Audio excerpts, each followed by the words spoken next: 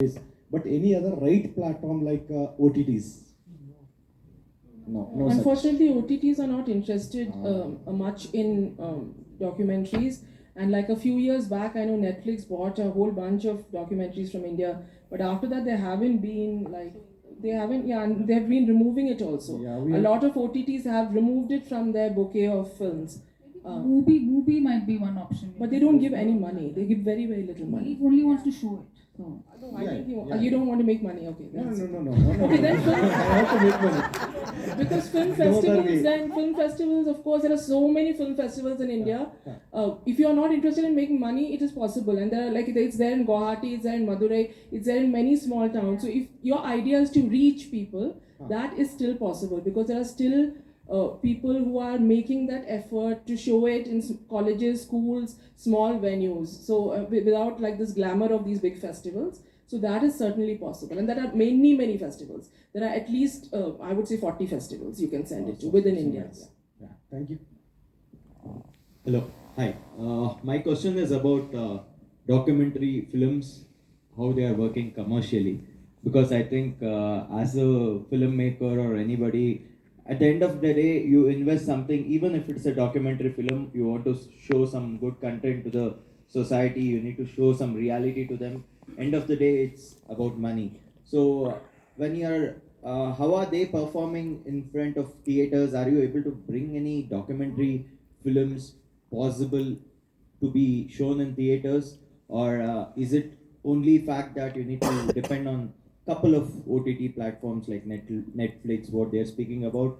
Or in future days, do you think there is a scope to actually bring it full-fledged as a film on theaters? What do you think?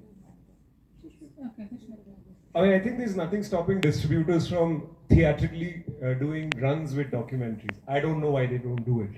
Because there was a highly experimental film that played at Sundance, Anamika Haksar's film, that did a theatrical run and a very successful one, which even surprised the distributor of the film. I think it's a question of intentionality. I think the Ajay Bijlis of the world have to decide what to do. I feel that between mainstream fiction industry in India and documentary filmmakers, it's the documentary filmmakers who are getting you all the international laurels. There's a huge demand for non-fiction in this country. And what you see as content on streaming platforms is not documentary, that's reality footage. वो documentary नहीं है. So falling into this trap of how do I find the right story so that it can sit on a streaming platform will kill your understanding of what a documentary really is.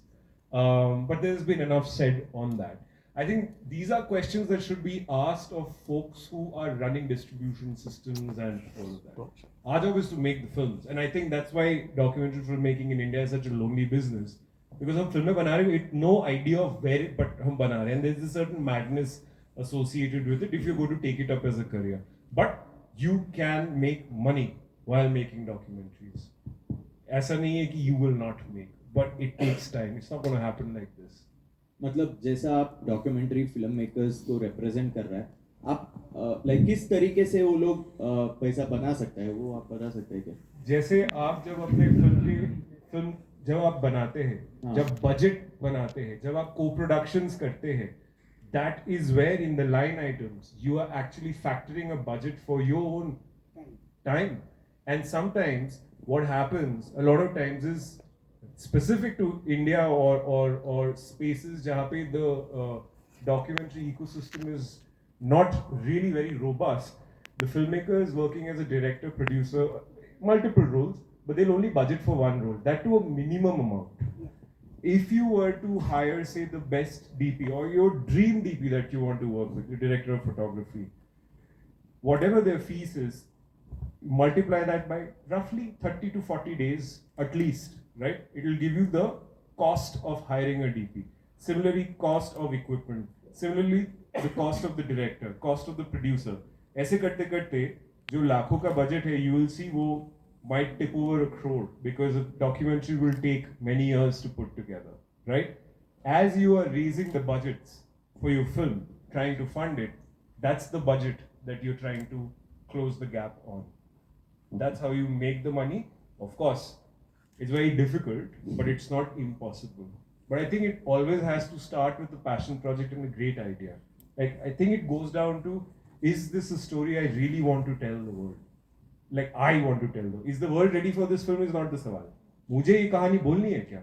और क्या मैं ही हूँ जो ये कहानी बोल सकता है? That's, I think, the genesis. Everything else falls into place after that. But आप ऐसा डॉक्यूमेंट्री फिल्म्स के लिए प्रोड्यूसर कैसे ढूंढते हैं? Okay, I just want to step in here. I just want to step in here कि सुष्मित ने भी जो बोला कि उसने जो ये फीचर लेंथ डॉक्यूमेंट उसकी फर्स्ट फीचर फिल्म तो उसके 10 साल पहले काम किया है, right? And each film you're not looking at how am I going to make money, because in addition to making our own passion projects which we might have put money, we've all done work for other people, we've done commission work, and all of that goes into building experience for you where you're also understanding how you're going to move to the next level. So I think the first thing is to just get out. Now it's so easy. Get out, start shooting, putting it together, understand what it takes for you, what all you need, and Yeah, we all do commission work, all of us. नहीं We तो- all have production houses, so. नहीं तो बच्चों का fees और घर का चूल्हा नहीं जलेगा डॉक्यूमेंट्री फिल्म करके. हम लोग सब we all have to do commission work. Sometimes we are teaching, sometimes we are taking workshops, and it's an honest reality of a life of a documentary filmmaker that we have to do multiple things to make our lives go on. And just to tell you about distribution, you see, today the Bangalore Film Festival is happening in PVR. They have a collaboration with PVR where PVR has opened up their doors for so many days to where we are getting to watch such wonderful films. There is no reason why PVR, if they are interested, cannot give one theatre in every city at least to start with, like Delhi, Bombay, Bangalore, etc., where a few shows are only dedicated to documentary films. And there is more than, I can assure you, if Writing with Fire is shown like this, you will have houseful shows. And this is a fact, because these films are extremely well regarded internationally. You type any of our films, you will read 20 articles per film. Now, the point is that somebody has to wake up. See, we cannot do everything. Now, hiring a theatre and showing a film is something a filmmaker cannot do. If there is a partner who agrees to give this much support to us, they will earn commercially, they will make money. And that's an assurance, because our films go houseful in Sundance, in Busan, in Ep4. So if an international audience is coming to watch, why wouldn't Indian audience come and watch our films?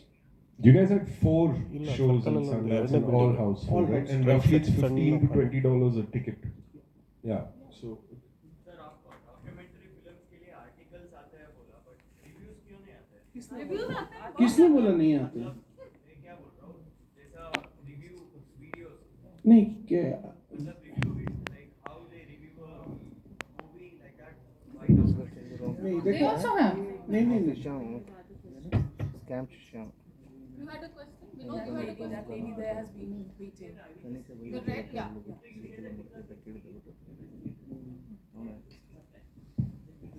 please. I want to just tell you that's the question. Can I tell you? Yes, yes, yeah. ಅವ್ರು ಏನು ಹೇಳತ್ತಿದ್ರಲ್ರಿ ಕ್ವಶನ್ಗೆ ಅದಕ್ಕೆ ನಾನು continue ಮಾಡ್ಲಿಕ್ಕೆ ಬಂದಿದೆ ಅಷ್ಟೇ. Sir ಡಾಕ್ಯುಮೆಂಟ್ರಿಗೆ value ಇದೆ, ನಾನೇನು ಅನ್ಕೋತೀನಿ ಅಂದ್ರೆ ಐತ್ರಿ. ಎಂಥ ಡಾಕ್ಯುಮೆಂಟ್ರಿ ಮಾಡಬೇಕು ಅಂದ್ರೆ ಅದು ಯೂನಿವರ್ಸಲ್ ಗೊತ್ತಾಗಬೇಕು. ಅಂದ್ರೆ ಎಕ್ಸಾಂಪಲ್ ನಾವು ಹಾರ್ನ್ಬಿಲ್ ಮ್ಯಾಗ ಒಂದು ಬರ್ಡ್ಸ್ ಮ್ಯಾಗ ಡಾಕ್ಯುಮೆಂಟ್ರಿ ಮಾಡಕತ್ತೀವಿ. ಸೊ ಮಾಡಕತ್ತೀವಂದ್ರೆ ಅದು ಎಲ್ಲ ಇಡೀ ವರ್ಡಿಗೆ ತಿಳಿಯುತ್ತೆ, ಆ ಪಕ್ಷಿ ಬಗ್ಗೆ ಆಗಲಿ ತಿಳ್ಕೊಳ್ಳೋದು, ಅದ್ರದ್ದು ಬಗ್ಗೆ ಹಿಸ್ಟ್ರಿ ತಿಳ್ಕೊಳ್ಳೋದಿರುತ್ತೆ. ಸೊ ಅಂಥದನ್ನು ಮಾಡಿದರೆ ಮಾರ್ಕೆಟಿಂಗ್ ಐತಿ ಅಂತ ಅನಿಸುತ್ತೆ. ಸೊ ಎಲ್ಲ ಕಡೆನೂ ಗೊತ್ತಿರಬೇಕು ಅದ್ರದ್ದು ಬಗ್ಗೆ.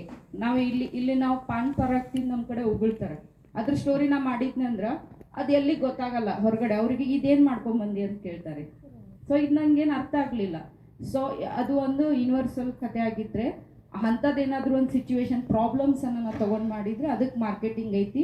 ಅದು ಬಿಟ್ಟರೆ ನಂಗೆ ಡಾಕ್ಯುಮೆಂಟ್ರಿ ಒಳಗೆ ಯಾವುದು ಇಲ್ಲ ಅನಿಸುತ್ತೆ. ಗೌರ್ಮೆಂಟಿಂದ ಸ್ವಲ್ಪ ಬರ್ತಿತ್ತು ಫಂಡ, ಅದ್ರದ್ದು ಹೆಂಗೆ ಹೋಗೋದು ಅದು ನಮ್ಗೆ ಗೊತ್ತಿಲ್ಲ ಹೊಸಬರಿಗೆ, ಹಾಗಾಗಿ ನಾವು ಅದ್ಯಾವುದನ್ನು ಮಾಡಿಲ್ಲ. आपका क्वेश्चन यही था ना सर, कौन सा डॉक्यूमेंट्री बनाना है? She was talking about having a universal Yes, na, subject sir? that appeals to Yeah. everyone. Okay. ಗೊತ್ತಾಯ್ತಲ್ಲ ನಿಮ್ಗೆ? Okay, yeah. Thank you. You have a, yeah. Hi. Thank you for the session. My question is about handling regulatory imposition and government interference and things like that. I'm sure subject matter like Khabar Lahariya or there have been other documentaries, of course, in recent times.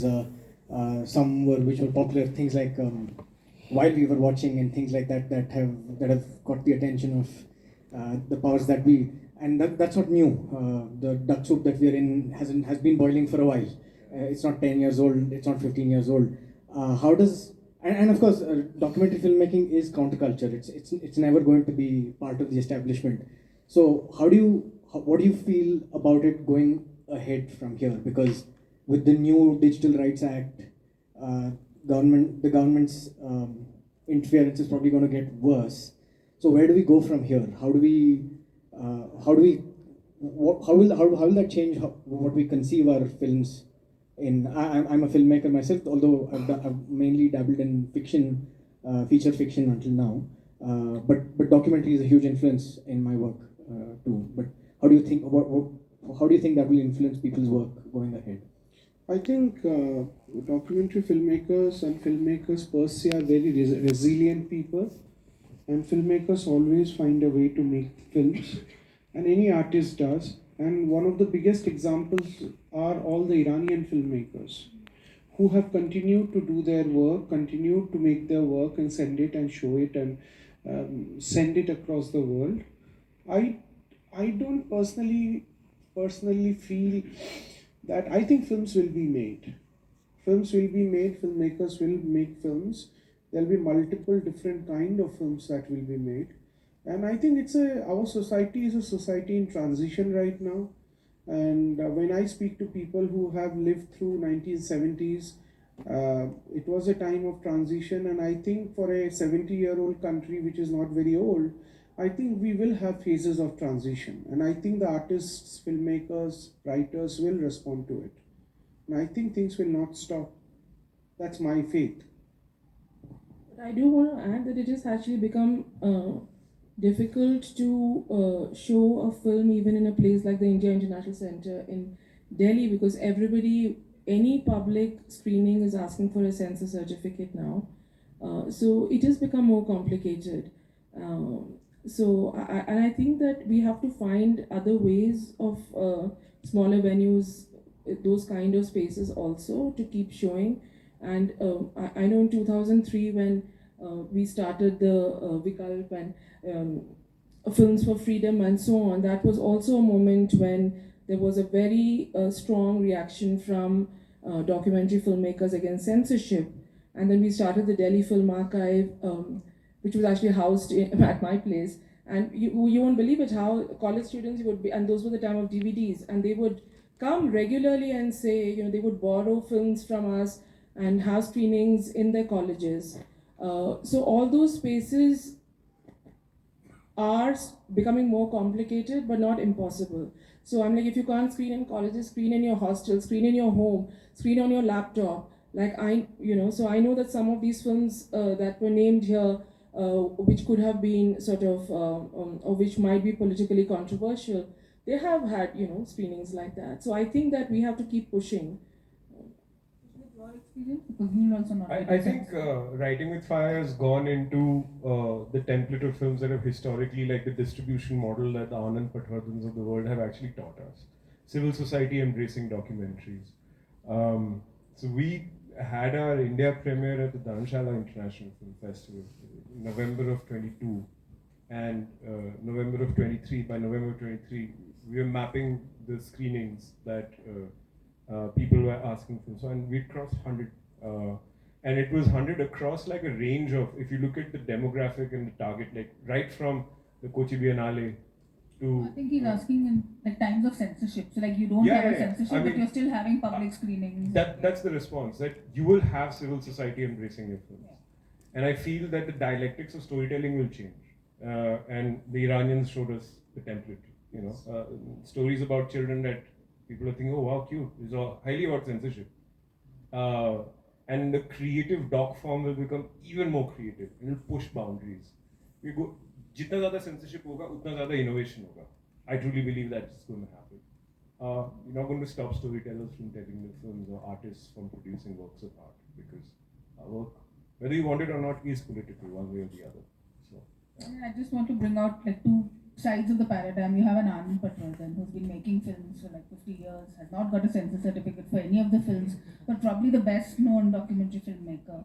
And then the most recent Wild We Watched, which you mentioned, like every week there was a new link on YouTube coming down. Like they were pulling down something, but somebody else was putting it up. So I think people realized that this is a film that needs to be watched for the country. It doesn't matter, the filmmaker is not going to make money from a theatrical release, but it needs to be seen, and civil society was doing that. Yeah. So I think filmmakers are resilient, fearless, and they're crazy, like he said, they'll keep doing it. Yeah. Hi. I had a question with respect to what Anupama was saying.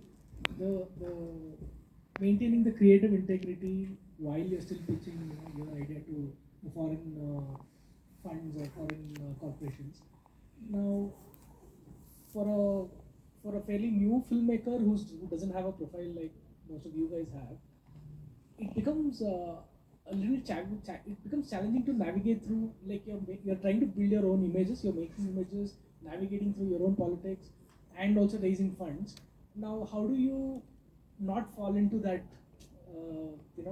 trends, to say, and especially when there's no mentorship, there's no guidance, how do you pitch it to you come to Anupama as a mentor? Is it that? Like, so I think that's a great question, and I think this is the most important for me. So I'm glad you asked this, because and that's exactly why I said that when we all went into the international market, we had 10-15 years of experience and that confidence that we know what we are talking about and you can't bully us. Whereas if you're starting and your first project, you're trying to make it international. So I think to have realistic expectations, and this is the downside of all this acclaim. Like if you see Sushma, Shonak, and everybody thinks that you're going to make you're going to have a budget of $500,000 and your film is going to go to Sana. I think you have to have realistic expectations, because I have seen many young filmmakers saying, "Oh, this is not good enough. I have not got this one," and they spend years and years just writing proposals and going to pitching forums, spending their own money and not working on their film. So I think to build a little bit of a portfolio by yourself, to first find your own voice before you fight for your own voice, that is crucial. And two, one thing, if you are a bit confident but not confident enough to face an international sort of mentors or funders and so on, it would be a great idea to have a good Indian creative co-producer and a mentor from India who knows the context, who will support you, maybe somebody you trust, a friend. So somebody in India who will back you, even if it's not financially, because there is really no funds here. So they can't bring in money, but they can bring in other expertise and they can give you the confidence and guide you. So for example, if you tie up with a producer who has, done this international thing, then they can guide you and you don't have to directly face, because you have that buffer. So I would advise people not to get too taken by this sort of, the glory, it seems, but which has come after a lot of, blood, sweat and tears for all of us. And to aim high, but to also be realistic in the expectation and to build it up slowly. And you don't have to,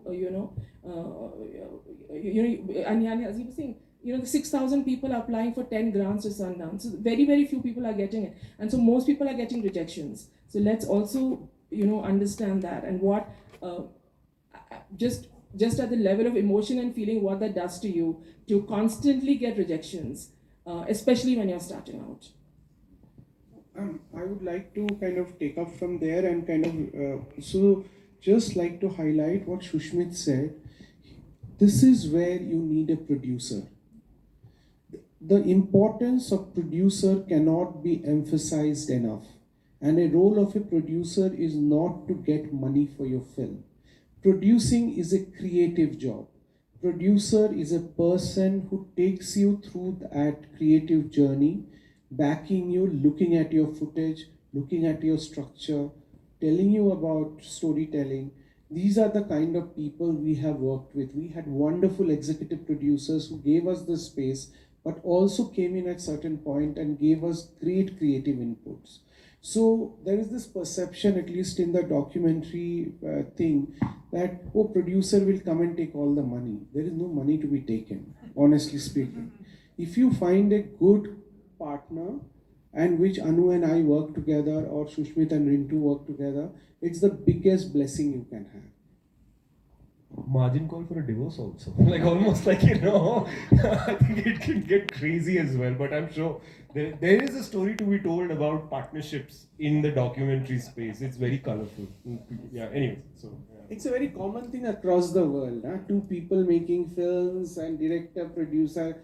So, basically, कम पैसे में film बनाना है तो कैसे करना है? घर वालों से काम कराओ. I think Ramani is making a film on documentary filmmakers in India. Yes, he's been making for many years. Yeah. Many years. Okay, we may have time for one last question, otherwise we will move towards wrapping this up.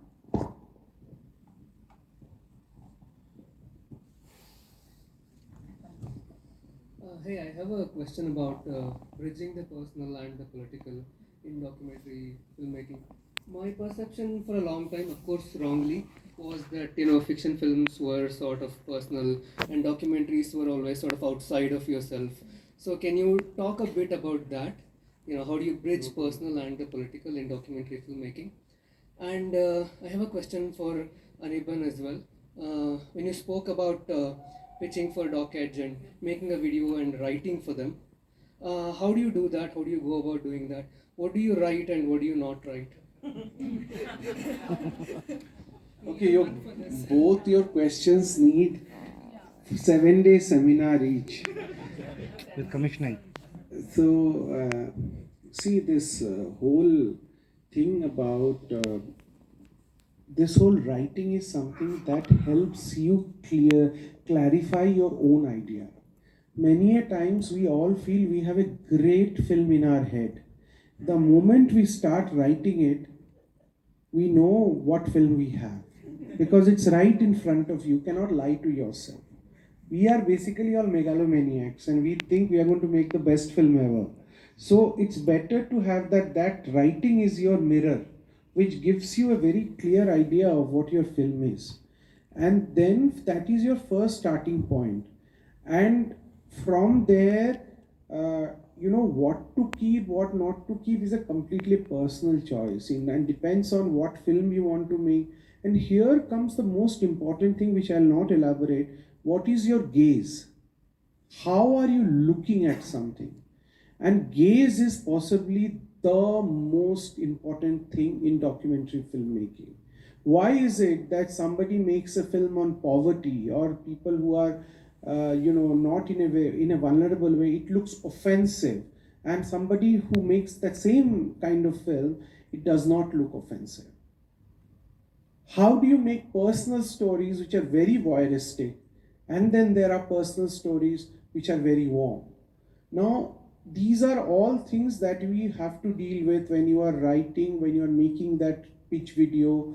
All of this and your political position as an artist, how you are looking, is something that is being questioned today in documentary filmmaking.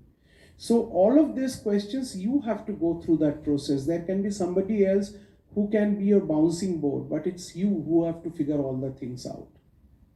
I think we don't have time to answer your other question about personal political. I'll just say that a lot of documentaries are about making the personal political, and you just have to really go out and search for them. In fact, some of the most successful ones are personal making. Yeah, go and watch Mother of All Lies if it's playing. It's a very good example of that.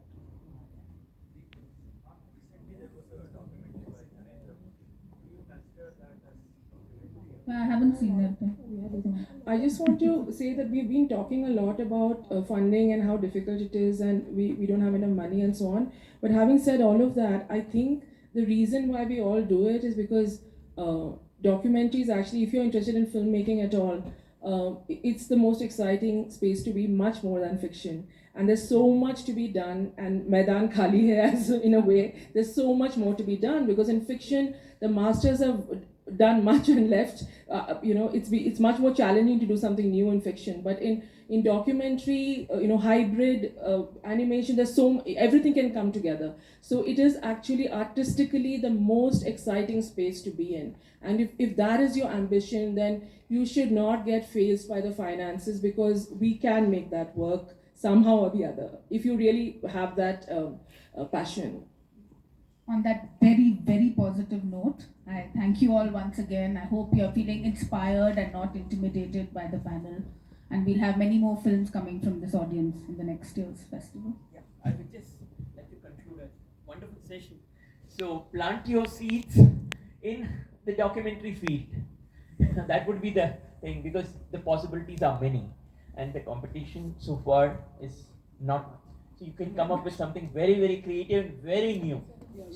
And there's a possibility of being masters in these fields. As you're seeing, some are being evolving on this edge. So much of work. Yeah. So on that note, I would thank you all for your deep insights, particularly a lot of the amount of work that goes into it. And I would say it's a saga of making a documentary. It's a huge saga, when you start with an idea and then where it goes and how. And also this challenge of working on simultaneous projects. That's also a big challenge, where you have to, make ends meet at one point and, also work with something which you really want to bring out. So thank you all on that note, and thank you so much for your questions. And a lot of this can be answered outside also.